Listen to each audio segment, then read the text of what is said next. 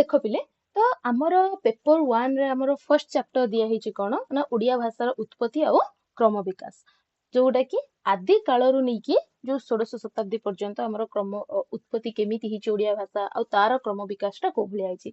तबे जदि आमे पेपर कथा कहउचंती आम पेपर डिमांड कथा मु तुमको कहि दोची। आमर पेपर डिमांड न थाए जे आमे पूरा पूरी आरंभ करिबा कोठू ना इंडो यूरोपियन भाषारू।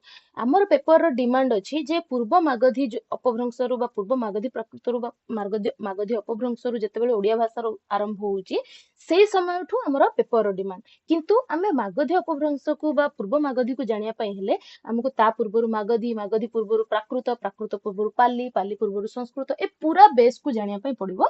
नहले हमर माने पूरा कांसेप्टटा क्लियर होबनी।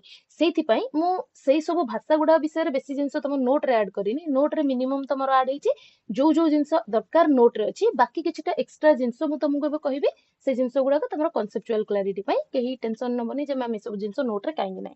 क्लियर तो अबे देखो मु स्टार्ट करूची।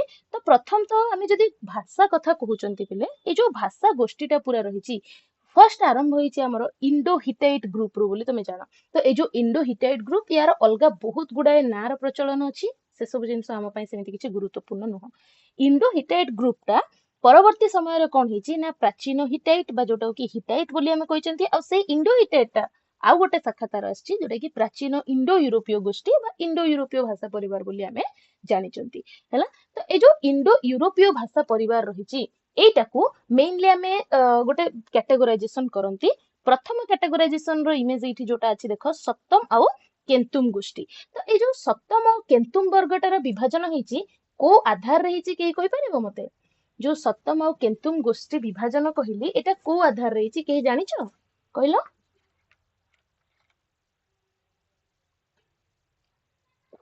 कुह ता विषय रे किछि जानिचो?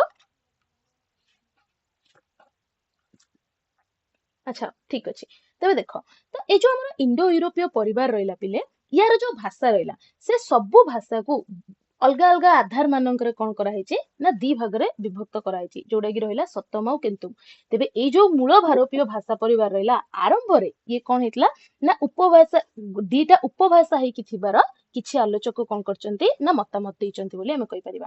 तेबे एठी जो ए आरंभ माने आलोचनाटा होउची बा ए भाषा विषय रे हमें आलोचना करचंती सेटा आरंभ होइतला केतेबेले ना डेट्स बैक टू 1870 आमे देखिचंती काहाकू ना भाषाविद आस्कोलिंग को पिले हैला जी के कोन करचंती ना ए जो भारतीय भाषा परिवार हमर रहिची से भारतीय भाषा परिवार को हमर कोन करथिले ना विभिन्न भाषा मानकर तुलनात्मक अध्ययन करथिले आ से गोटे निष्कर्ष हमकु देइथिले जे जो हमर मूल भाषा रहिची से मूल भाषा रे हमकु देखिया को मिलिची कोन ना गोटे पूर्व कंठ ध्वनि जोटा कि क बोली हमें कहउचंती इंग्लिश रे हमें डिनोट करचंती के राइट। तो ए जो के रहिला से कोन हेची ना किछिटा भाषा रे से कंजर्व्ड हेकी रहिची बा सुरक्षित रहिची आउ किछि भाषा रे कोन हेची से तालव्य स मूर्धन्य स बा दंत स रे परिणत हेची।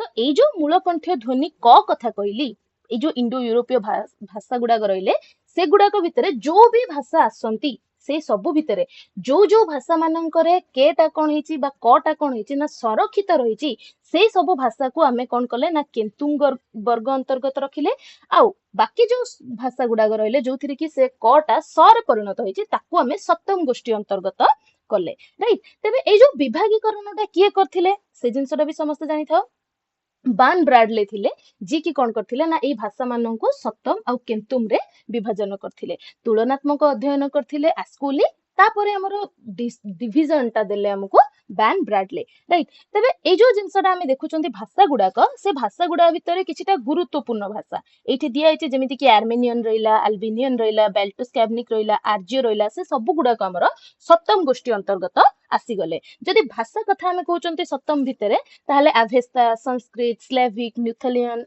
रशियन बुल्गारियन आउ पारसी रहिला ओडिया रहिला हिंदी रहिला ए सब गुडा हमरो को भितर आसिले ना हमरो ए सप्तम वर्ग अंतर्गत आसिले राइट। देन आउ जो भाषा गुडा रहिले जेमिति कि हमरो ग्रीक रहिला लैटिन रहिला तापरे केल्टिक रहिला गथनिक रहिला देखो एठी अछि याकु छाडले आउरी गुडा जेमिति कि आयरिश ओएल्स ब्रिटेन केल्टिक गोथिक तापरे तोखारी रहिला फ्रेंच रहिला इटालियन रहिला आउ तापरे गैलिक रहिला ए सब भाषा गुड़ाक कौन ना आमर केन्तुम वर्ग अंतर्गत हो गला। तेबे एठी जो सप्तम आउ केन्तुम बोली आमे देखिले पिले सप्तम टा होची आभेस्तार भाषा राइट आभेस्ता टा इरानियन लैंग्वेज सेमिति जो केन्तुम देखुचंती सी होची लैटिन भाषा लैटिन रो ए केन्तुम टा निया हिची। तेबे जो सप्तम बा सह बोली आमे देखुचंती सप्तम शब्दटा देखिले यार अर्थ होची 100 तो तमे देखिथिबो ओडिया रे आमे कोन कहंती 100 बोली कहंती तो से जो क टा 100 रे परिणत होईची सेठी पई सी आसिला सप्तम वर्ग अंतर्गत। सेमिति हिंदी रे आमे कोन कहंती 100 तो 100 टा जो रहिची सेटा क रु परिवर्तित होईची जेहेतु सेठी पई याकु आमे सप्तम वर्ग रखले। सेमिति लैटिन रे जदी आमे देखुचंती सेही सह पई आमे केन्तुम ग्रीक रे कतुन आयरिश रे केथ ऑयल्स रे कंद तापरे ब्रिटेन रे कॉइंट ए भलिया वर्ड गुडा व्यवहार हुए। सेमिति आभेस्ता रे जदी देखुचंती आमे सप्तम संस्कृत रे भी आमे सप्तम बोली व्यवहार करंती स्लाविक रे आमे स्मतो बोली व्यवहार करंती सेमिति लुथनियन कहली जोटा सेथिरे आमे कहंती सजिस्ताम बोली कहंती तापरे रशियन कथा जदी आमे कहबा स्तो बोली कहा जीवो ए भलिया आमे 100 टा एथिरे परिवर्तित होइतिबा देखिया गो पाइले। ठीक अछि तो ए भली जो विभाजनटा हला कहा आधार रे करा गला पूरा कंठ ध्वनि क आधार रे सेथिरे आमे सप्तम गोष्ठी और केन्तुम गोष्ठी को देखिले। तेबे एई जो सप्तम गोष्ठी और केन्तुम गोष्ठी रहिले एई सप्तम गोष्ठी रो गोटे वर्ग रहिला पिले आर्य भाषा। एई जो आर्य भाषा रहिला ये परवर्ती समय रे तीनटा पार्ट रे डिवाइड हे गला। प्रथमटा रहुची कोन ना आभेस्तिक द्वितीय वर्गटा थिला पल्लवी तृतीय वर्गटा थिला वैदिक बा जोडा कि आमे प्राचीन संस्कृत बोली कहउचंती। यार आउ गोटे विभाजन मध्ये तमे देखिया को पाइबो जो आभेस्तिक कहउचंती याकू आमे कहंती ईरानीय भाषा गोष्ठी राइट ईरानीय देन रहिला जो पल्लवी बोली कहैछि याकू आमे कहंती दरदीय भाषा गोष्ठी। ठीक अछि तापरे जोटा कि आमे वैदिक बा प्राचीन संस्कृत बोली कहउचंती ताकू आमे कहंती भारतीय आर्य भाषा गोष्ठी। तो ए जो आभेस्तिक रहिला आभेस्तिक भितरे बा ईरानीय भाषा भितरे आमे किछटा भाषा को देखिले जो भितरे कि आवेस्ता रहिला पारसी बा जोडा फारसी बोली आमे कहउचंती ता सहित कुर्दी रहिला बेलुची रहिला पश्तो रहिला जो मॉडर्न पारसी लैंग्वेज बोली आमे कहउचंती से सब गुडा हमर ईरानियन गोष्ठी रे आसिले बा जोडा कि आभेस्तिक बोली कहउचंती आमे। ता सहित जो पल्लवी गोष्ठी कथा कहले ए भाषाटा गोष्ठीटा को भली तयारी हितला ना हमर ए जो आभेस्तिक बा ईरानीय भाषा गोष्ठी रहिला आ जो वैदिक संस्कृत बा प्राचीन संस्कृत जो भारतीय गोष्ठी कहले ए दीटा भाषार किछि लक्षण को नेकी बा किछि माने वैशिष्ट्य को नेकी हमर ए पल्लवी बा दरदीय गोष्ठीटा तयारी हितला। आ मेनली जदी आमे कहिबा ताहले जो पामीर नट बोली आमे कहंती पार्वत्य भूमि त माने जानिथिबो सेई जागा रे कथित भाषाटा हमर पल्लवी बा ई दरदीय गोष्ठी बोली कहबा। त माने देखिथिबो ईरान रो ए जो सेगमेंट रहउची तापरे देखिथिबो पाकिस्तान अफगानिस्तान रो गोटे सेगमेंट तापरे आसे भारत रो भूखंड आ भारत रो तमे समस्त जानिथिबो धरो एटा गोटे रफ मैप जदी कहउची ए ऊपर हमको देखा जाय थाए पामीर नट बोली गोटे अंचल। तो ए जो अंचलटा आ तार पाखा पाखी ए पूरा पूरी अफगानिस्तान पाकिस्तान ई सब जागा गुडा जो ए सब जगह हमर ए पल्लवी बा दरदीय गोष्ठी रो प्रचलन हैला। या भितरे को भाषा गुडा हमर रहिची कश्मीरी रहिला तापरे खेवार रहिला कोहिस्तानी हो तिवारी पासाई कलास वाजली ए सब भाषा गुडा हमर दरदीय भाषा गोष्ठी भितर आसिला। पुणी जो पंजाब रो पश्चिमोत्तर अंचल रहिला सेई पर्यंत ये धीरे धीरे व्यापी जाइतिला और बहुत गुडा भाषा हमर या अंतर्गत आस्तिला। तेबे ता परे गोष्ठी ये हैला ईरानीय भाषा गोष्ठी आकु देखिदेले दरदीय भाषा गोष्ठी ता परे आसिला हमर ई भारत भूखंड रे प्रचलित भाषा गोष्ठी। तो आर्य भाषार जो शाखाटा भारत रे प्रचलन हला ताकू आमे कोन कहिले ना भारतीय आर्य भाषा बोली जानिले। क्लियर तो ए पर्यंत बुझी पाला समस्ते भारतीय आर्य भाषा पर्यंत भारतीय आर्य भाषा पर्यंत बुझी पारिलो समस्ते ओके।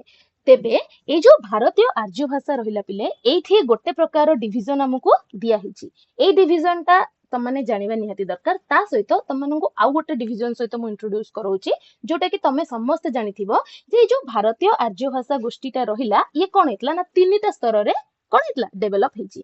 तो फर्स्ट स्तर वाला जोटा कहउचंती हमें सेटा थिला कोन ना प्राचीन भारतीय आर्य भाषा।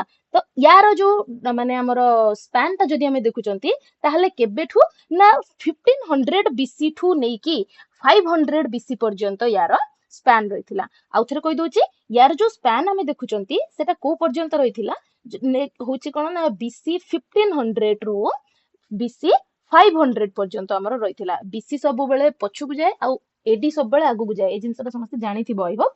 तो ए जो डिविजन ता हमें देखिले प्राचीन भारतीय भाषा पर सेकेंड स्टेज यार आसला कौन ना मध्य भारतीय आर्य भाषा जोड़ा कि middle Indian Aryan Indo Aryan language बोली आमे कहउचंती बा मेडिवल इंडो आर्यन लैंग्वेजेस बोली आमे कहउचंती। तो यार जो समयटा रहितला पिले ख्रीष्टपूर्व 500 रु नै कि ख्रीष्टीय 1000 पर्यंत ये स्पैन रहितला। तार स्पैन पर आमे देखिचंती modern Indian Indo Aryan languages को जे कि कोन हेतला ना ख्रीष्टीय 1000 रु नै कि प्रेजेंट टाइम पर्यंत ये स्पैन अछि यार। ठीक तो एठी आमे जो देखुचंती ए तीनटा स्तर प्रथम तो आमे देखिले भारतीय आर्य भाषा जोटा कि प्राचीन भारतीय आर्य भाषा। प्राचीन भारतीय आर्य भाषाटा को आमे संस्कृत भाबरे जानंती। प्राचीन भारतीय आर्य भाषाटा संस्कृत। एई जो संस्कृत रहितला आको दीटा भागरे आमे विभक्त कले। गोटे होची कोन ना वैदिक संस्कृत आउ गोटे होची हमर कोन ना लौकिक संस्कृत।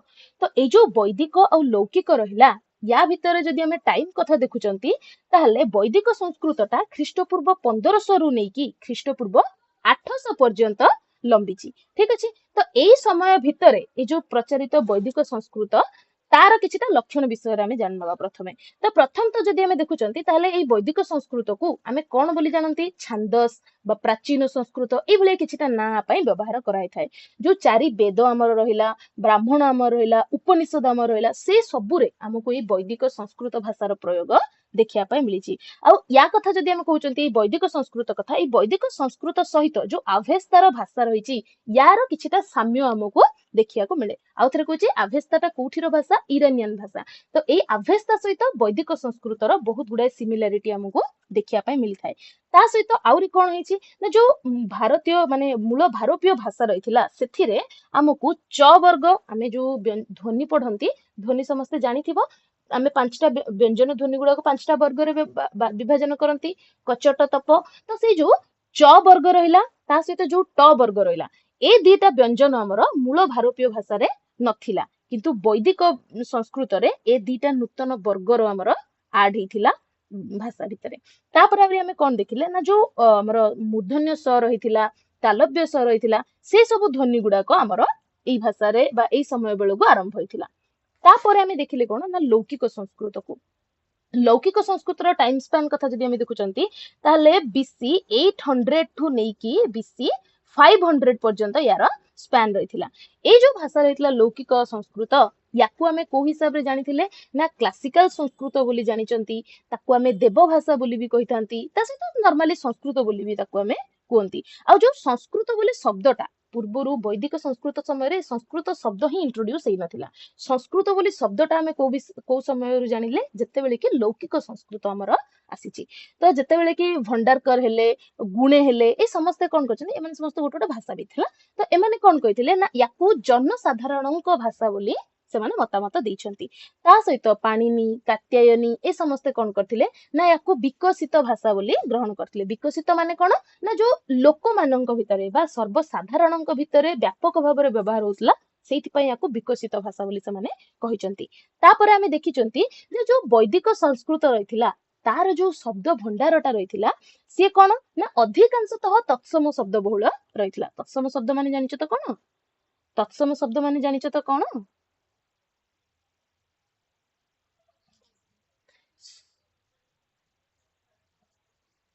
एग्जैक्टली तो संस्कृत शब्द बोली तुम बुझ तो वैदिक संस्कृत समय रे जो तत्सम माने माने वैदिक संस्कृत समय रे तत्सम शब्द बहुल सी थिला।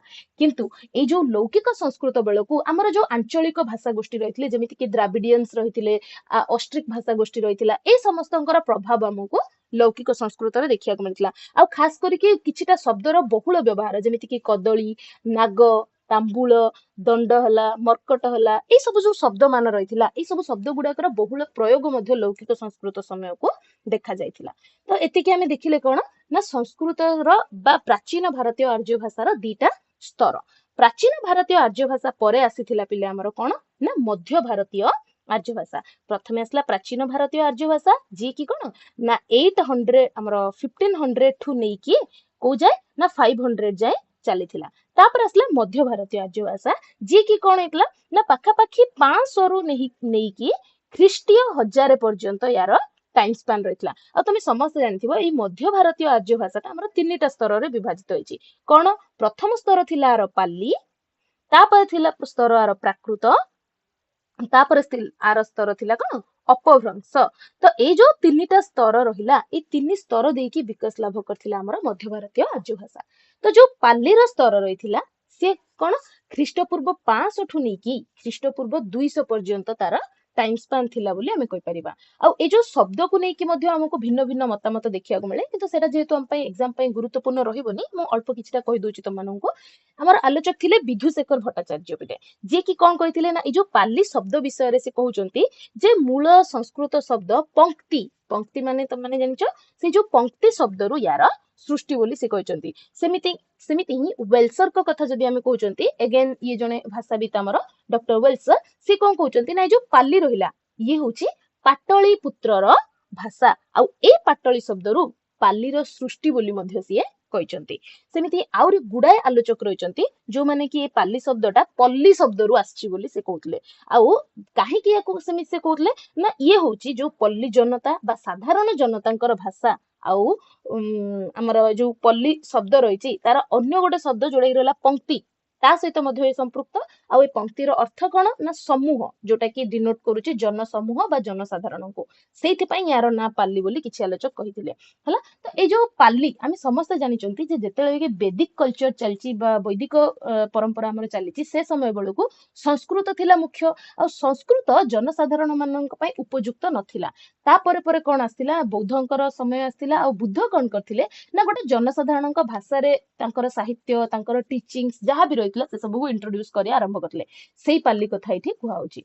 तो ए जो पाली रहिला यार उत्पत्ति स्थल कथा जदि हमें कहउचंती ताहाले भी हमको भिन्न भिन्न मतामत देखिया को मिली थाए। जेमिति कि आमे देखिबा जे गाइगर जे रहिचंती भाषाविद हमर तांको अनुसार पाटलिपुत्र बा जो मगध रहितिला सी होची पालीर उत्पत्ति स्थल बोली से कहउचंती। सेमिति ही रिज डेभिस हमर रहिले जे कि कोसळ को पालीर उत्पत्ति स्थल बोली ग्रहण करचंती। तापर आमे देखुचंती ओल्डनबर्ग हेले मैक्स मुलर हेले ए समस्त कलिंग को पालीर उत्पत्ति स्थल बोली ग्रहण करचंती। सेमिति वेस्टरगार्ड कोन करथिले उज्जयिनी जो हमर रहितला प्राचीन समय रे सी उज्जयिनी को हमर ग्रहण करथिले कोन पालीर उत्पत्ति स्थल भाबरे। तापरे आछंती प्रहलाद प्रधान हमर डॉक्टर जी की भाषाविद जणे से कोन कहउचंती मगध होउची पालीर उत्पत्ति स्थल। तो एभली बहुत गुडाए मतामत हमकु देखिया को मिलिथिला पालीर उत्पत्ति स्थल संपर्क रे। किंतु या विषय रे गोटे जिंस गुरुत्वपूर्ण कोन ना जो बौद्ध धर्मर प्रचार कराला, बौद्ध धर्मर प्रचार पई बोली ये उत्कृष्ट थिबा कारणरो याकू बुद्ध वचन बोली मध्य कुहाउतला। जोटा कि ए बुद्ध वचन शब्दटा हमर से समयर ग्रंथ थिला गोटे दीपवंश, राइट हां दीपवंश थिला। से दीपवंश रे ए बुद्ध वचन शब्दर व्यवहार मध्य हमको देखिया को मिलिथिला। आ पालीर मुख्यतः दीटा रूप मध्य हमको देखिया को मिलिथिला। सेते बेलको कोन थिला गोटे थिला हमर साहित्यिक पाली, आ गोटे थिला हमर अनुशासनीय पाली। अनुशासन माने जो अभिलेख बा शिलालेख गुडाग रहिछि सेथिरे जो व्यवहार से कथा कुआउची। तो जे ए जो साहित्यिक पाली बा आमे जतले संस्कृत कथा कथा होचंती संस्कृत रु पाली ए जो विकास समयटा से भितरे आउ गोटे लैंग्वेज भी हमको देखिया को मिलिथिला पिले जे कि थिला हमर गाथा संस्कृत। तो ए जो वैदिक संस्कृत और लौकिक संस्कृत छडा से समय बेलकु आउ गोटे भाषा ए गाथा संस्कृत थिला। तो जो किछि आलोचक कोन याकू बौद्ध संस्कृत बा मिश्र संस्कृत बोली मध्य ग्रहण करथिले। तो यार रूपटा साधारणतः को भलिया थिला ना संस्कृत और पाली एरो टिके मिश्रित लक्षण नै कि सिए तयारी हिथिला। तो ललित विस्तार हैला, तापरे चंद्रपति प्रसूति हैला, तापरे सिद्धम पुंडरीक हैला बा अवदान शतक हैला, जो बौद्ध जातक मान हैला से सब गुडा करे एही गाथा संस्कृत बा मिश्र संस्कृतर प्रयोग हमको देखिया को मिलिथिला। आ अनुशासनीय पाली कथा जतेले हम कहउचंती ये गला साहित्यिक पाली बा जोडे गाथा संस्कृत बोली मु कहूची। देन आउ गोटे आसला हमर अनुशासनीय पाली। तो ए जो अनुशासनीय पाली रहिला यार रूपटा हमको को गुडा करे देखिया को मिलला मु कहली अनुशासन अभिलेख मानकरे। आ से समय बेलु हमर मौर्यन सम्राट जी की अशोक रहिथिले तांको सहित आउरी किछटा गुरुत्वपूर्ण शासक थिले। काहेकि ना से बेलु को कोन हेनी हमर जो माने बाहरी आक्रमण से समय रे हेनी, से समय बेलु हमर जो 16 महाजनपद आरंभ हेतले सेही माने ही कंटिन्यू करथिले। तो सेही मानकर बहुत गुडा अनुशासन एथिरे लेखा हेतला। जेमिति कि आमे कहि परिबा जो हमर नॉर्थ वेस्टर्न जो फ्रंटियर रहितला से जगह रे शाहबाजगढ़ आमे देखुचंती, तापरे मनसेरा देखिले, गिरनार देखिले गुजरात रो, ता सहित आमे कालसी देखुचंती मसूरी रो, पुनी भुवनेश्वर धौलीगिरी हैला, पूरा गंजाम रो जौगड़ हैला बा जबलपुर रो रूपनाथ हैला, तापरे सेही शाहबाजगढ़ रो ससराम हैला, पुनी जयपुर रो बैराट हैला, तापरे हमर जटिंगा रामेश्वर रहउचंती महिसूर रे, सेमिति हैदराबाद रो मस्की हो ए भली विभिन्न गिरी अनुशासन ତା ସହିତ ଚୋପ୍ରା ହଉ, ମିରଟ ହଉ, ଆହ୍ଲାବାଦ ହେଲା, ରାମପୁର ହେଲା, ସାରନାଥ, ସାଞ୍ଚି, ଭାସ୍କରେଶ୍ୱର ଲିଙ୍ଗ ଯୋଉଟା କି ଭୁବନେଶ୍ୱରରେ ଆମର ରହିଛି, ଏ ସବୁ ଜାଗାରେ ଆମକୁ କଣ ଦେଖିବାକୁ ମିଳିଥିଲା, ଯୋଉ ଧ୍ୱନି ସେଟା ପାଲି ଭାଷା ସହିତ ବହୁ ସାମ୍ୟ ରଖିଥିବା ଲକ୍ଷ୍ୟ କରିପାରିବା। ତ ଏଇଠୁ ଟିକେ ପ୍ରଶ୍ନ ଆସିବାର ସମ୍ଭାବନା ରହିଛି, ଯେହେତୁ ଧଉଳିଗଡ, ଜଉଗଡ ବା ଆମର ଏଇଠି ତମକୁ କହିଲି ଭାସ୍କରେଶ୍ୱର ଲିଙ୍ଗ କଥା, ତ ଏଇଠି ଆମର ଓଡିଶାରେ ଯେହେତୁ ଏଇ ରୂପ ଗୁଡାକ ଦେଖିବାକୁ ମିଳିଛି, ତ ପ୍ରଶ୍ନ ଆସିପାରେ, ଟିକେ ମନେ ରଖିବ ସମସ୍ତେ। ତ ଏତିକି ଆମେ ଦେଖିଲେ କଣ ପିଲେ ନା ପାଲି ବିଷୟରେ। ତା ଛଡା ତା ପରସ୍ତର ଥିଲା ଆମର କଣ, ପ୍ରାକୃତ। ପାଲିର ପରସ୍ତର କଣ ଥିଲା, ପ୍ରାକୃତ। ଏଇ ପ୍ରାକୃତର ସ୍ତର କଥା ଯଦି ଆମେ ଦେଖୁଛନ୍ତି, ତାହେଲେ ଖ୍ରୀଷ୍ଟପୂର୍ବ 200 ରୁ ନେଇକି ଖ୍ରୀଷ୍ଟୀୟ 500 ପର୍ଯ୍ୟନ୍ତ ୟାର ବ୍ୟାପ୍ତି, ରାଇଟ। ତ ଇଏ କଣ ସାହିତ୍ୟରେ ପରେ ବ୍ୟବହାର ହେଇଛି, ପ୍ରାକୃତ ଭାଷାଟା ସାହିତ୍ୟରେ ପରେ ବ୍ୟବହାର ହେଇଛି, ପୂର୍ବରୁ ଇଏ ଲୋକ ଭାଷା ଭାବରେ ପ୍ରଚଳିତ ରହିଥିଲା। ଆଉ ଇଏ କଣ ନା ମୁଖ୍ୟତଃ ପ୍ରକୃତି ବା ଜନସାଧାରଣଙ୍କ ଭାଷା ହେଇଥିବା କାରଣରୁ ୟାକୁ ଆମେ ପ୍ରାକୃତ ବୋଲି କହିଥିଲେ। ପୁଣି ଏ ପ୍ରାକୃତର ପ୍ରାଚୀନତମ ରୂପ କଥା ଯଦି ଆମେ ଦେଖିବା, ତାହେଲେ ଅଶ୍ୱଘୋଷଙ୍କର ନାଟକରେ ଦେଖିବାକୁ ମିଳିଥାଏ। ଆଉ 3 ପ୍ରକାର ପ୍ରାକୃତ ଆମକୁ ସେଇ ତାଙ୍କ ନାଟକରେ ଦେଖିବାକୁ ମିଳିଥାଏ। ସେଗୁଡାକ କଣ କଣ?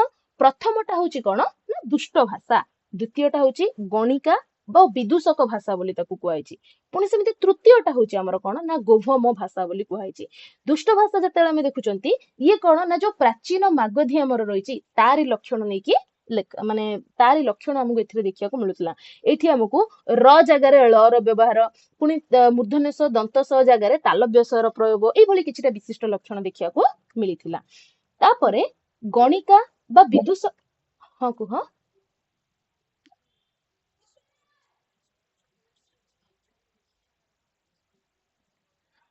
ଏସବୁ ଗୁଡାକ ତମେ ଲେଖିବା କିଛି ଦରକାର ନାହିଁ। ଏସବୁ ଗୁଡାକ ତମ ବେସିକ୍ସ କ୍ଲିୟର ପାଇଁ କୁହାହଉଛି। ତମର ଯାହା ତମ ଏକ୍ସାମ ପାଇଁ ଦରକାର ସେ ସବୁ ନୋଟ୍ସ ରେ ଅଛି। ଏଗୁଡାକ ତମେ ବେସିକ୍ସ ଜାଣିବା ନିହାତି ଦରକାର, ସେଥିପାଇଁ ତମକୁ କୁହାହଉଛି। ଠିକ ଅଛି, ହଁ କହିଦଉଛି ଦେଖ। ତ ନାଇଁ, ଯଦି ତମେ ଚାହିଁବ ବି ନୋଟ୍ସ କରିବା ପାଇଁ, ଏସବୁ ଜିନିଷ ଯଦି ବି ଜାଣିବା ପାଇଁ ଚାହୁଁଛ, ତାହେଲେ ଆଉଥରେ ରେକର୍ଡିଂସ ରହିବ, ତ ତମେ ଆଉଥରେ ପ୍ଲେ କରିକି ଆକୁ ନୋଟ୍ ବି କରିଦେଇ ପାରିବ, କିଛି ଅସୁବିଧା ହବନି। ଠିକ। ତ ଏଥିରେ ଆମେ କଣ ଦେଖୁଛନ୍ତି ନା ଆମର 3ଟା ଭାଷା, ଅଶ୍ୱଘୋଷଙ୍କର ନାଟକର 3ଟା ରୂପ ଦେଖୁଥିଲେ ଆମେ ପ୍ରାକୃତର। ତ ସେଇ 3ଟା ପ୍ରାକୃତ କଣ କଣ ଥିଲା? ପ୍ରଥମଟା ଥିଲା ଦୁଷ୍ଟ ଭାଷା ବୋଲି କୁହାଯାଉଥିଲା ତାକୁ, ଯୋଉଥିରେ କି ଆମକୁ ପ୍ରାଚୀନ ମାଗଧୀର ଲକ୍ଷଣ। ପ୍ରାକୃତଟା ପରେ ପରେ 5ଟା ଭାଗରେ ବିଭକ୍ତ ହେଇଛି, ମହାରାଷ୍ଟ୍ରୀ ପ୍ରାକୃତ ବା ସୌରସେନୀ ପ୍ରାକୃତ, ପୈଶାଚୀ, ଏସବୁ ତମେ ଜାଣିଛ। ତ ସେ ଯୋଉ ପ୍ରାକୃତର ପ୍ରାଚୀନ ଆମର ମାଗଧୀ ପ୍ରାକୃତ ରହିଥିଲା, ତାରି ଲକ୍ଷଣ ଆମକୁ ଦୁଷ୍ଟ ଭାଷାରେ ଦେଖିବାକୁ ମିଳିଥିଲା। ଆଉ ଏଥିରେ ଆମର କିଛିଟା ଲକ୍ଷଣ, ଯେମିତି କି ମୂର୍ଧନ୍ୟ ସ ଦନ୍ତ ସ ଯୋଉ ରହିଥିଲା, ତା ଜାଗାରେ ତାଲବ୍ୟ ସ ର ବ୍ୟବହାର ହେଲା, ବା ର ଜାଗାରେ ଳ ର ବ୍ୟବହାର ହେଲା, ଏମିତି କିଛିଟା ବୈଶିଷ୍ଟ୍ୟ ରହିଥିଲା ତାର। ତା ସହିତ ଆମେ ଦ୍ୱିତୀୟ ସେକ୍ଟରଟା ଦେଖୁଥିଲେ ଆର କଣ ନା ଗଣିକା ବା ବିଦୂଷକ ଭାଷା ବୋଲି ୟାକୁ କୁହାଯାଉଥିଲା। ଏଥିରେ ଆମକୁ ପ୍ରାଚୀନ ସୌରସେନୀର ଲକ୍ଷଣ ଦେଖିବାକୁ ମିଳିଥିଲା। ଆଉ ଏଇଥିରେ ପାଲି ସହିତ ମ୍ୟାକ୍ସିମମ୍ ସିମିଲାରିଟି ଆମକୁ ଦେଖିବାକୁ ମିଳିଥିଲା। ତାପରେ ତୃତୀୟ ସେକ୍ଟରଟାର ଥିଲା ଗୋଭମ ଭାଷା। ତ ଏଇଥିରେ ଆମକୁ ପ୍ରାଚୀନ ଅର୍ଦ୍ଧମାଗଧୀର ଲକ୍ଷଣ ଦେଖିବାକୁ ମିଳୁଥିଲା। ଏଇଥିରେ ବି ସେଇ ସମାନ ଆମକୁ ମାନେ ଯୋଉ ଅ ସହିତ ବିସର୍ଗର ପ୍ରୟୋଗ ରହିଛି, ତା ଜାଗାରେ ଆମକୁ ଏ ବ୍ୟବହାର ହଉଥିବା ଦେଖିବାକୁ ମିଳିଥିଲା। ପୁଣି ର ଜାଗାରେ ଳ ର ବ୍ୟବହାର ଦେଖିବାକୁ ମିଳୁଥିଲା। ଏମିତି ବହୁତ ଗୁଡାଏ ଲକ୍ଷଣ ରହିଥିଲା। ନେକ୍ସଟ ଆମେ ଯଦି ଦେଖିବା, ତାହେଲେ ଏଇ ଯୋଉ ପ୍ରାକୃତ ରହିଥିଲା ପିଲେ, ୟାର ଆଉ ଗୋଟେ ପ୍ରାଚୀନ ରୂପ ଦେଖିବାକୁ ମିଳୁଥିଲା। ଦ୍ୟାଟ୍ସ ଡେଟ୍ସ ବ୍ୟାକ୍ ଟୁ କୋଉଠିକୁ, ଚାଇନା। ଚାଇନାରେ ଆମର ଏଇ ପ୍ରାକୃତର ଗୋଟେ ପ୍ରାଚୀନ ରୂପ ଦେଖିବାକୁ ମିଳିଥିଲା। ତ ଚାଇନା ଅନ୍ତର୍ଗତ ତୁର୍କିସ୍ତାନ ବୋଲି ଗୋଟେ ଜାଗା ଅଛି, ଯୋଉଠି କି ଗୋଟେ ପ୍ରଦେଶ ହଉଛି ନିଅ। ସେଇଠୁ ଆମର ସାର୍ ଆରେଲ ଷ୍ଟୋନ ଥିଲେ, ଆରେଲ ଷ୍ଟେନ୍, ସରି ଷ୍ଟେନ୍, ଷ୍ଟୋନ ନୁହଁ ଷ୍ଟେନ୍, ଆରେଲ ଷ୍ଟେନ୍ ଥିଲେ, ଯିଏ କି କଣ କରିଥିଲେ ନା ଖରଷ୍ଟ୍ରୀ ଲିପିରେ ଲେଖା ହେଇଥିବା କିଛିଟା ଅଭିଲେଖ ଆବିଷ୍କାର କରିଥିଲେ। ଆଉ ସେଇଥିରେ ଗବେଷଣାରୁ ସେ ଜାଣିଥିଲେ ଯେ ଯୋଉ ଆମର ଭାରତରେ ପ୍ରାକୃତ ଭାଷାର ପ୍ରୟୋଗ ହଉଛି, ତାର ପ୍ରାଚୀନତମ ହଉଛି ସେଇ ରୂପଟା, ବା ସେଇଟା ହଉଛି ଭାରତରେ ପ୍ରଚଳିତ ପ୍ରାକୃତର ପ୍ରାଚୀନ ରୂପ। ଆଉ ତାର ରଚନା ସମୟ କେତେ? ଖ୍ରୀଷ୍ଟୀୟ 3ୟ ଶତାବ୍ଦୀ ହଉଛି ତାର ରଚନା ସମୟ। ଆଉ ଆମେ ଦେଖିଲେ କଣ ନା ଭାରତରେ ଯୋଉ ପ୍ରାକୃତ ପ୍ରଚଳିତ ଅଛି, ସିଏ ଖ୍ରୀଷ୍ଟୀୟ 2ୟରୁ ପ୍ରଚଳିତ, ତ ୟାଠୁ 100 ବର୍ଷ ପୁରୁଣା ଥିଲା ସେ ଭାଷା। ସେଇଥିପାଇଁ ୟାକୁ ପ୍ରାଚୀନ ବୋଲି କୁହାଯାଇଛି। ଆଉ ୟାର ନାଁ ଦିଆଗଲା ଆବିଷ୍କାରର ସ୍ଥାନ ଅନୁଯାୟୀ ନିୟ ପ୍ରାକୃତ। ଏଇ ନିୟ ପ୍ରାକୃତ ବିଷୟରେ ପୂର୍ବରୁ ଥରେ କ୍ୱେଶ୍ଚିନ୍ ରହିଥିଲା ଏସଏସବି ର ପେପରରେ, ସେଥିପାଇଁ ଟିକେ ମନେ ରଖିଥାଅ। ଏଇ ନିୟ ପ୍ରାକୃତ କୋଉଠୁ ଆମକୁ ମିଳିଥିଲା? ଚାଇନାରୁ ମିଳିଥିଲା। ଆଉ ୟାର ଆବିଷ୍କର୍ତ୍ତା କିଏ ଥିଲେ? ସର୍ ଆରେଲ ଷ୍ଟେନ୍। राइट आउ एटी लेखाटा खरोष्ठी लिपि रे लेखा हेतला मु आरंभରୁ भी कहूची जेहेतु सेम सिलेबस रे हमरो बहुत थरो क्वेश्चन आसलानी बा तीनटा खंडे एग्जाम कंडक्ट होबा गलानी बे फर्स्ट हेइथिला पुनी एबे ओपीएससी पीजीटी होबा को जाउची पुनी एबे एसएसबी पीजीटी होबो तो सेति पई एथरो क्वेश्चन रो अलाइनमेंट चेंज होबो आउ ताकू नजर करिके जिंस ओडा टिके मन रखिया पई ट्राई करिवो नेक्स्ट जदि आमे देखुचंती ताले ए नियो प्राकृत गला परे प्राकृत तार जो विकास क्षेत्र को आधार करिकी अलगा अलगा जगह रे अलगा अलगा लक्षण माननकु नेकी डेवलप करिया आरंभ करथिला तो से जो विकास क्षेत्र आधार रे ये कोन हेतला ना पांच भाग रे विभक्त हे जाइथिला परवर्ती समय रे तो जो प्राकृत भाषा कोन हेतिला ना पांच भाग रे विभक्त हेतिला ए पांच भाग कोन कोन थिला बिले ना प्रथमटा थिला हमर कोन ना महाराष्ट्री प्राकृत तापरे हमर आस्थिला सौरसेनी प्राकृत तापरे हमर आस्थिला कोन ना मागधी प्राकृत तापरे आसिला पैसाची प्राकृत तापरे आस्थिला हमर कोन ना अर्धमागधी प्राकृत तेबे एठी आमे जदि देखुचंती महाराष्ट्र प्राकृत कथा यार किछिटा स्वतंत्र लक्षण रहिथिला तो या विषय रे जैकोबी जेतेले डिस्कशन करचंती से कहउचंती यार उत्पत्ति स्थल भाबरे से महाराष्ट्र को ग्रहण करिसंती तापरे हनले याकू पूरा पूरी जो आर्यवर्त हमर रहिछि से संपूर्ण आर्यवर्तर भाषा बोली से कहिसंती बा विराट राष्ट्र बोली याकू कहउचंती आ ताकू से उत्पत्ति स्थल बोली मानिचंती देन आमे दंडीଙ୍କ कथा देखिबा जे कि काव्यदर्श ग्रंथ लिखिचंती से काव्यदर्श रे से याकू प्रकृष्ट प्राकृत बोली ग्रहण करछंती सेमिति आमे जदि देखुचंती हालंकर गाथा सप्तशती हैला बा प्रबरसेनकर रावण बोहजय हैला बा बागपति राजकर गौड़बाह हैला कि कालिदासଙ୍କ कथा को हर्षଙ୍କ कथा को एमानकर बहुत गुडाय नाटक रहिला से सबुतिरे हमकु महाराष्ट्री प्राकृतर प्रयोग होइथिबा देखिया को मिलिची हैला नेक्स्ट आमे देखिले सौरसेनी प्राकृत कथा तो ए जो सौरसेनी प्राकृत रहिला ये हमर जो सुरसेन मथुरा अंचल जानिछ ताको सुरसेन बोली से पाखापाखी अंचल को कहा जाए तो से जो मथुरा अंचलर भाषा भाबरे याकू आमे देखिचंती बिले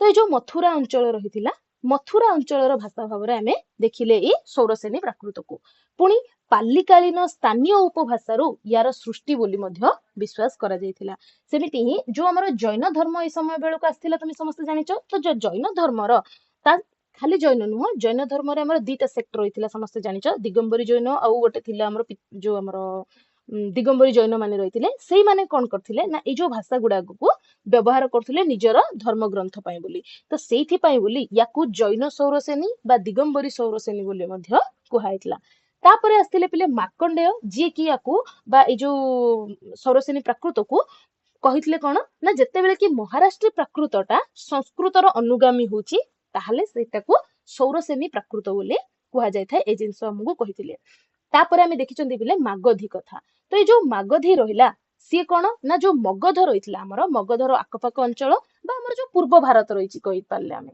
पूर्व भारतर पूरा पूरी प्राकृत भाषाटा मागधी बोली आमे कहि परिबा बररुचिंको अनुଯାयी ये कोन ना सौरसेनी रु उद्भूत बोली कुहाइची तापरे यार अन्य नाम भाबरे आमे गौड़ी प्राकृत को मध्य देखंती जेहेतु गौड़ प्रदेश बंग प्रदेश कथा तमे समस्त जानचो पूर्व भारतटा प्राचीनतः बंग प्रदेश भाबरे जणा सुना थिला बोली तमे समस्त जानिथिबो तो से जो बंग प्रदेश भितरे हमर बिहार ठु आरंभ करिकि आसाम ओडिसा ए सब गुडा को आस जाउतला तो ए सबु भाषा को गौड़ी बोली कुहा जाउतला हला आ ए नाटा गौड़ी प्राकृत मागधी प्राकृत को गौड़ी प्राकृत बोली मध्य कुहा जाय यार प्राचीनतम रूपटा हमको अश्वघोषଙ୍କ नाटक रे देखिया को मिले मु कहिली एबे टिके आगुरु जो दुष्ट भाषा रहितला सेतिर प्राचीन मागधीर लक्षण रहितला तो प्राचीनतम रूप हमको अश्वघोषଙ୍କ नाटक रो देखिया को मिले आउ हिंदी हैला बंगला हैला आसामी हैला ओडिया हैला ए बोली जो पूर्व भारतीय आधुनिक आर्य भाषा गुडा रहिला सेही भाषा गुडा को सब हमर ए मागधी प्राकृत रु ही आसीची ठीक आ परे आमे मागधी प्राकृत रो विभाजनडा भी देखिबा नेक्स्ट आमे देखिले पिले कोन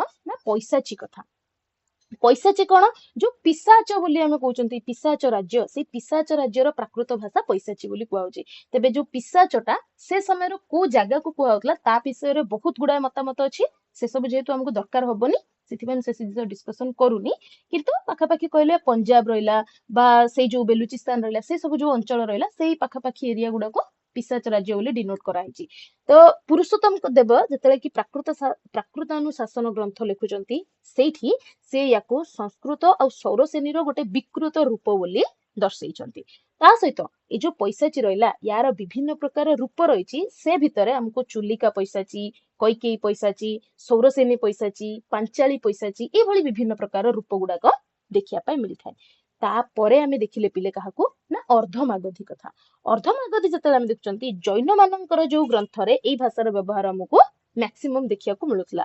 ଆଉ ଜୈନ ପ୍ରାକୃତ ବୈକରଣିକ ମାନେ ଯୋଉ ରହିଥିଲେ ସେମାନେ ୟାକୁ ଆର୍ଷ ପ୍ରାକୃତ, ଆର୍ସି ବା ତାକୁ ଆଉ ଗୋଟେ ନାଁ ଥିଲା ଆଦି ଭାଷା ଏଇଭଳିଆ ଭାବରେ ସେମାନେ ଗ୍ରହଣ କରିଛନ୍ତି। ତା ସହିତ ଭରତ ହେଲେ, ମାର୍କଣ୍ଡେୟ ହେଲେ, ଭରତଙ୍କୁ ଚିହ୍ନିଛ ତ ସମସ୍ତେ? ଭରତ କିଏ? ଭରତଙ୍କୁ ଜାଣିଛ ତ ସମସ୍ତେ? କିଏ ଭରତ? ଏକ୍ଜାକ୍ଟଲି ନାଟ୍ୟଶାସ୍ତ୍ରବିତ୍ ବା ରସ ସମ୍ପ୍ରଦାୟର ପ୍ରବକ୍ତା ବୋଲି ଆମେ ଜାଣନ୍ତି ତାଙ୍କୁ। ତ ଏଇ ଭରତ ହେଲେ ବା ମାର୍କଣ୍ଡେୟ ହେଲେ ଏଇ ସମସ୍ତେ କହିଥିଲେ ଯେ ଏଇ ଅର୍ଦ୍ଧମାଗଧି ହଉଛି ସୌର ଶ୍ରେଣୀର ନିକଟବର୍ତ୍ତୀ। ଆଉ ଅନେକ ୟାକୁ ପୈଶାଚୀ ସହିତ ଯୋଡିଥାନ୍ତି, କିନ୍ତୁ ପୈଶାଚୀର ସେମିତି କିଛି ଖାସ ଲକ୍ଷଣ ଏଥିରେ ଆମକୁ ଦେଖିବାକୁ ମିଳେନି। ମାଗଧି ଆଉ ସୌର ଶ୍ରେଣୀର ମଧ୍ୟବର୍ତ୍ତୀ ଭାଷା ଭାବରେ ଆମେ ଏଇ ଅର୍ଦ୍ଧମାଗଧୀକୁ ଦେଖନ୍ତି। ତାପରେ ଆମେ ଅଶ୍ୱଘୋଷଙ୍କର ଯୋଉ ନାଟକ ରହିଛି ସାରିପୁତ୍ତ ପ୍ରକରଣ, ସେଇଥିରେ ୟାର ପ୍ରାଚୀନତମ ରୂପ ଦେଖିବାକୁ ପାଇଥାନ୍ତି। ଏ ଜିନିଷଟା ସମସ୍ତେ ମନେ ରଖ। ତେବେ ଏଇଠି ଯଦି ଆମେ ଦେଖିଲେ ତାହେଲେ ପୁରା ଡିସ୍କସନ ରୁ ଆମେ କଣ ଜାଣିଲେ ନା ଆମର ମାଗଧି ପ୍ରାକୃତ ଯେତେବେଳେ ଆମର ଆସିଛି ସେ ସମୟକୁ ଆମେ ଆସିବା। ଯୋଉ ମାଗଧି ପ୍ରାକୃତ ରହିଲା ପିଲେ, ଏଇ ଯୋଉ ମାଗଧି ପ୍ରାକୃତଟା ଆମେ ସମସ୍ତେ ଜାଣନ୍ତି ଯୋଉ ଓଡିଆ ଭାଷା ଆମର ରହିଛି ମାଗଧି ପ୍ରାକୃତରୁ ଆସିଛି ବୋଲି ଆମେ କୁହନ୍ତି, ବା ମାଗଧି ଅପଭ୍ରଂଶ ବୋଲି ବି ମଧ୍ୟ କହିପାରିବ। ପ୍ରାକୃତ ପରର ସ୍ତର କଣ? ଅପଭ୍ରଂଶର ସ୍ତର।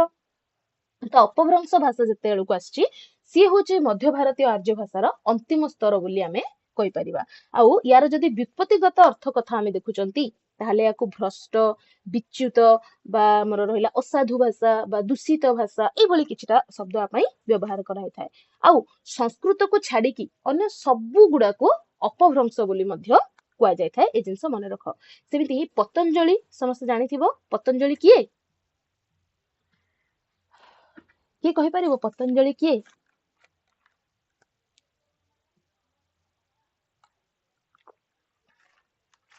କେହି ଜାଣିନ ପତଞ୍ଜଳିଙ୍କୁ?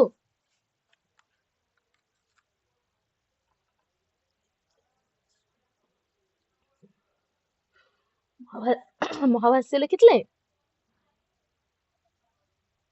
ଆଚ୍ଛା ହଉ, ଟିକେ ଆଜି ସମସ୍ତେ ଦେଖିବ ହେଲା ପତଞ୍ଜଳି କିଏ, ତାପରେ ମତେ କହିବ। ତ ପତଞ୍ଜଳି କଣ କରିଥିଲେ ପିଲେ? ସିଏ କଣ କରିଥିଲେ ନା ଏଇ ଯୋଉ ଅପଭ୍ରଂଶ ଶବ୍ଦଟା ରହିଥିଲା ୟାକୁ ସିଏ କଣ କହିଥିଲେ ଅପଶବ୍ଦ ବା ମ୍ଲେଚ୍ଛ ଶବ୍ଦ ବୋଲି ମଧ୍ୟ କହିଥିଲେ। ଠିକ ଅଛି।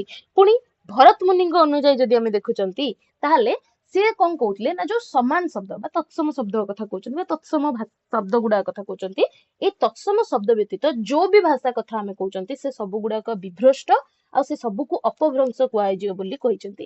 ଆଉ ଏଇ ମତ ସହିତ ଆଚାର୍ଯ୍ୟ ଦଣ୍ଡି ବି କଣ ଥିଲେ ନା ଏକମତ ଥିଲେ ବା ସମର୍ଥନ ଥିଲା ତାଙ୍କର। ସେମିତି ଆହୁରି ପ୍ରାକୃତ ବୈକରଣିକ ମାନଙ୍କ ଭିତରେ ରହିଲେ ନେମି ସାଧୁ, ହେମଚନ୍ଦ୍ର, ମାର୍କଣ୍ଡେୟ ଏ ସମସ୍ତେ କଣ କରିଥିଲେ ନା ପ୍ରାକୃତକୁ ହିଁ ଅପଭ୍ରଂଶ ବୋଲି ଘୋଷଣା ମଧ୍ୟ କରିଛନ୍ତି। ପୁଣି ଭିନ୍ନ ଭିନ୍ନ ଆଲୋଚକ ଏ ସବୁକୁ ଭିନ୍ନ ଭାଗରେ ମଧ୍ୟ ବିଭକ୍ତ କରିଛନ୍ତି। ତେବେ ଏଇ ଯୋଉ ଅପଭ୍ରଂଶ ଭାଷା ଗୁଡାକ ପ୍ରାକୃତ ଭାଷା ମାନଙ୍କରୁ ଉତ୍ପତ୍ତି ଲାଭ କରିଥିବା କାରଣରୁ ୟାକୁ ଆମେ କଣ କରିଥିଲେ ପୁଣି 5 ଭାଗରେ ବିଭକ୍ତ କରିଥିଲେ। ଠିକ। ଆଉ ଥରେ କହିଦଉଛି, ଏଇ ଯୋଉ ଭାଷା ଗୁଡାକ ରହିଲା ଏଇ ସବୁ ଗୁଡାକୁ ପ୍ରାକୃତ ଭାଷାରୁ ହିଁ ଆସିଥିଲେ। ତ ସେଇଥିପାଇଁ ଏଗେନ୍ ଏମାନଙ୍କୁ 5 ଭାଗରେ ବିଭକ୍ତ କରାହେଇଥିଲା। ଯେମିତି ଆମେ ମାଗଧି ଅପଭ୍ରଂଶ କଥା ଦେଖିଥିଲେ ବା ମହାରାଷ୍ଟ୍ରୀ ବା ସୌରସେନୀ ଏ ସବୁ କଥା ଦେଖିଥିଲେ ସେମ୍ ୱେରେ। କିନ୍ତୁ ଏଇ ଅପଭ୍ରଂଶକୁ ମେନଲି 2ଟା ଭାଗରେ ବିଭକ୍ତ କରାଯାଇଥିଲା। ପ୍ରଥମଟା ଥିଲା ଅପଭ୍ରଂଶ ଯଦି ଆମେ ଦେଖୁଛନ୍ତି ଅପଭ୍ରଂଶ ମେନଲି ଆମେ 2ଟା ଦେଖିଲେ, ଗୋଟେ ଥିଲା ପୂର୍ବୀ ଆଉ ଗୋଟେ ଥିଲା କଣ ନା ପଶ୍ଚିମୀ। ତ ଏଇ ଯୋଉ ପୂର୍ବୀ ଆଉ ପଶ୍ଚିମୀ ଦେଖିଲେ ୟା ଭିତରେ ଆମେ ଦେଖିଲେ ଏଇ 5ଟା ଯାକ ଭାଷା। ଯୋଉ ମାଗଧି ଆଉ ଅର୍ଦ୍ଧମାଗଧୀକୁ ଦେଖିଥିଲେ, ମାଗଧି ଆଉ ଅର୍ଦ୍ଧମାଗଧି ଏମାନେ ରହିଲେ ପୂର୍ବୀ ଅପଭ୍ରଂଶ ଅଣ୍ଡରରେ। ସେମିତି ହିଁ ଯୋଉ ପଶ୍ଚିମୀ ଅପଭ୍ରଂଶ ଆମର ରହିଲା ୟା ଭିତରେ ଆମେ ଆଉ 3ଟା ସେକ୍ଟକୁ ଦେଖିଲେ। କିଏ କିଏ ନା ପ୍ରଥମତଃ ରହିଲା ମହାରାଷ୍ଟ୍ରୀ, ତାପରେ ରହିଲା ସୌରସେନୀ, ତାପରେ ରହିଲା ଆମର ପୈଶାଚୀ। ଏ ସବୁ ଗୁଡାକ ଆମର ଏଇ 3ଟା ଭିତରେ ଆସିଲା। ତ ଏବେ ଏଇଠୁ କଣ ହେଲା ନା ଆମର ଡିଭାଇଡ ହବା ଆରମ୍ଭ ହେଲା ଆଉ ୟା ସହିତ ଆମର ଆଉ କୌଣସି ଲିଙ୍କ ନାହିଁ। ଏବେ ଏଇ ଯୋଉ ପୂର୍ବୀ ଅପଭ୍ରଂଶ ରହିଲା, ପୂର୍ବୀ ଅପଭ୍ରଂଶର ମାଗଧି ଅପଭ୍ରଂଶ ଶାଖାରୁ ଆମର ଆସିଲା କିଏ ନା ଓଡିଆ, ଆସାମୀ, ବଙ୍ଗଳା ଆଉ ବିହାରୀ। ଆଉ ଥରେ କହିଦଉଛି, ଯୋଉ ପୂର୍ବୀ ମାଗଧି ଅପଭ୍ରଂଶ, ପୂର୍ବୀ ମାଗଧି ଅପଭ୍ରଂଶରୁ ଆସିଲା କିଏ ଓଡିଆ, ବଙ୍ଗଳା, ଆସାମୀ ଆଉ ବିହାରୀ ଇତ୍ୟାଦି ଭାଷା କଣ କଲେ ନିଜ ନିଜର ସ୍ୱତନ୍ତ୍ର ରୂପ ପାଇବା ଆରମ୍ଭ କଲେ। କ୍ଲିୟର? तापर कौन है ना ये अधमागधी अपभ्रंश रहा या अंडर आमको देखा मिलला किए ना पूर्वी हिंदी ता सहित अवधि है बघेली है छत्तीसगढ़ी है से सब भाषा गुड़ाक या अंडर रही ए सब विषय आम पढ़ानी तो ये जो आम दीटा डिविजन हो गला बहुत थर एग्जाम रे एठू प्रश्न तैयारी हुए पिले जे हमर जो चर्या गीतिकार भाषा देखिया को मिलुची बा बौद्ध गान गीतिका गुडाकर भाषा देखिया को मिलुची से भाषा गुडाक हमर भाषा गुडाकर पूर्वतन रूप बा प्राचीनतम रूप कौन बोली कुआउची तो तार प्राचीनतम रूप होची कौन ना पूर्वी मागधी अपभ्रंश क्लियर समझते ओके तो देन आउ थरे देखो ए जो पूर्वी मागधी अपभ्रंश कथा आमे देखिले एटा पुणी दीटा भाग रे विभक्त हला ए दीटा भाग भितर कौन कौन रहिथिला गोटे रहिथिला उत्तर पूर्वी मागधी अपभ्रंश गोटे रहिला उत्तर पूर्व आउ गोटे रहिला कौन ना दक्षिण दक्षिण पूर्व तो ए जो दक्षिण पूर्व रहिला ए दक्षिण पूर्व अंतर्गत किया आसिला हमर पिले सी होची ओडिया आ उत्तरी पूर्व रे आउ बाकी सब भाषा गुडाक रहिले एबे समस्ते बुझी पारथिबो जे हमर ओडिया भाषाटा मेनली कोठू ओरिजिन हेची बुझी पारला समस्ते पूर्वी मागधी अपभ्रंश मने रखिबो ए नाटा समस्ते आ लास्ट थरो जो एसएसबी रो क्वेश्चन भी एठो थिला क्लियर समस्ते ए पीडीएफ जो दिया हितिला यार लास्ट पेज रे किछटा क्वेश्चन रहितला सेटा देखिचो कि देखिनो ए जो पीडीएफ देइची यार एंड रे गोटे क्वेश्चन 3-4टा थिला सेटा देखिचो समस्ते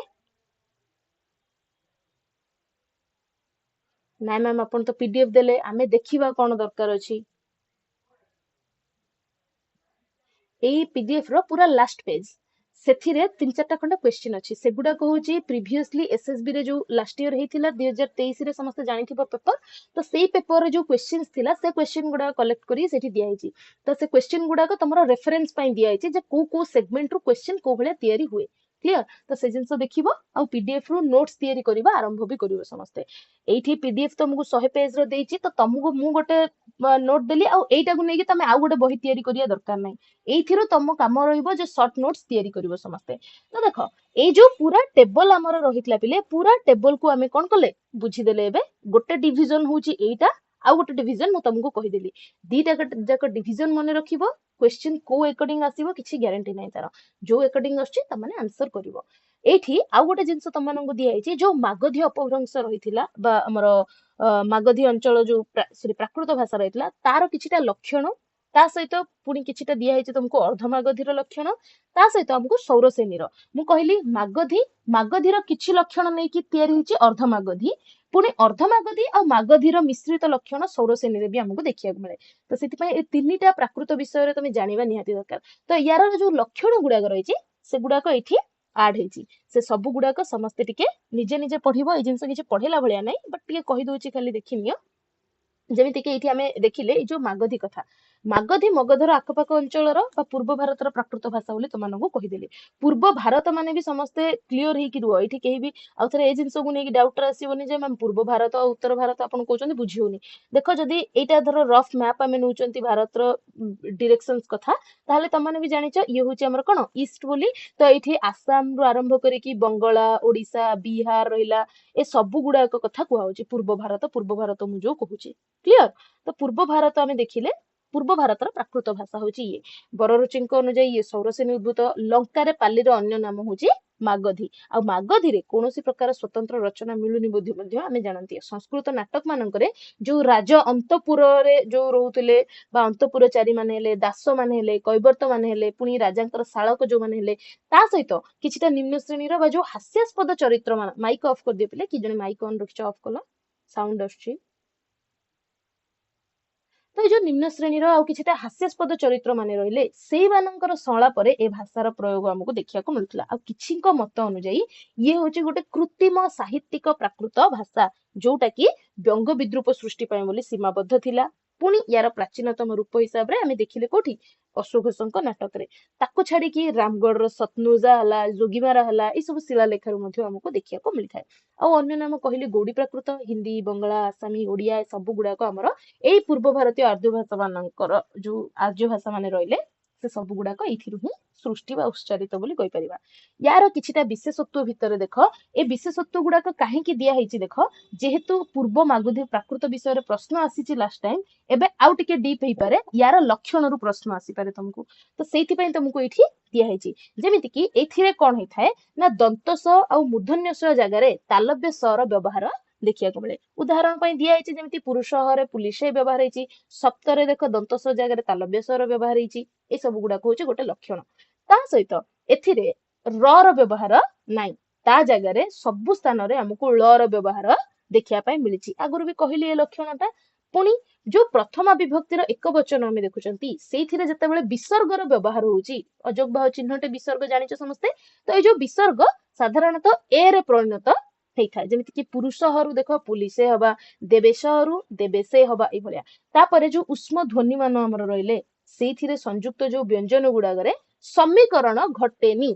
समीकरण माने गोटे जो युक्त सृष्टिटा हुएनी जमीती कि देख हस्तटा एठी कोन हस्त माने वियुक्त होइके व्यवहार होइची ता सहित पुणी आउरी कोन ना जो हमर वर्गीय ज रहिची ता जगह रे हमकु य र प्रयोग देखिया को मिले राइट वर्गीय ज जगह रे य एटा समस्त जानिचो ना ए जो ज टा व्यवहार होइची एटा होची वर्गीय ज राइट वर्ग पांचटा वर्ग भीतर आछि ए वर्गीय ज जगह रे य र प्रयोग देखिया को मिलिची उदाहरण दिया हेची ता सहित देख कोन ना जते बेले झ कथा हम देखुचंती सेई झ टा न व्यवहार की अवर्गीय ज सहित ह र प्रयोग देखिया को मिलिची तो सेमिति ही आउरी कोन लक्षण रहिछि देख ना जो ज अवर्गीय ज रेफ सहितटा सेटा वर्गीय ज रेफ रे व्यवहार हेछि तापर पुणी हम देखुचंती न्य ण्य ए सब गुडा ज्ञ ज ए भाव रे व्यवहार हेछि ता सहित छटा छ भाव रे व्यवहार देखिया को मिलुछि एमिति आउरी किछिटा लक्षण एठी हमर रहिछि बेले ए सब लक्षण गुडाक समस्त पढिबो निजे निजे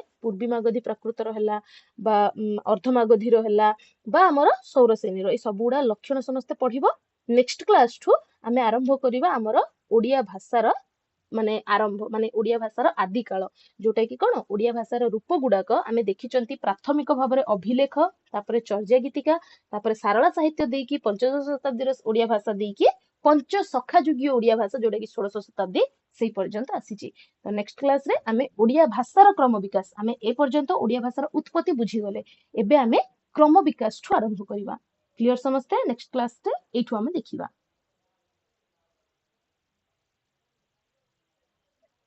ओके तो एठी आउ गोटे जिंस भी मु क्लियर करिया पई चाहिबी तो हमर देखो जो ए दीटा पेपर रहिछि पिले ए सेम सिलेबस एबे आमे कवर करचंती ओपीएससी पीजीटी रो बेस रे बा ओपीएससी पीजीटी जेतेले आमे क्लास करचंती एठी कंप्लीट हिची तो तुमको जो रेकॉर्डिंग्स मिलिवो रेकॉर्डिंग्स ता से दीटा जो पेपर रो पूरा प्लेलिस्ट तमे पाई जिवो जहा कि तमरो प्रायर एक्सेस रहइबो से क्लास गुडा को तमे थरे देखि पारुचो जदी जेतेले आमे क्लास रे पढुचंती से जिंसटा क्लियर करि परिबो तो प्रेजेंट जो क्लास होची ए क्लास रो रेकॉर्डिंग आज रो क्लास रो तुम रेकॉर्ड कर दीची सेगुडा तुम पाई जिवो किंतु आउ बाकी जो क्लासेस रहिबो से क्लासेस रो आउ रेकॉर्डिंग्स न नै कि से जो प्लेलिस्ट तुम मानंगु मु प्रोवाइड कर देबी ठीक अछि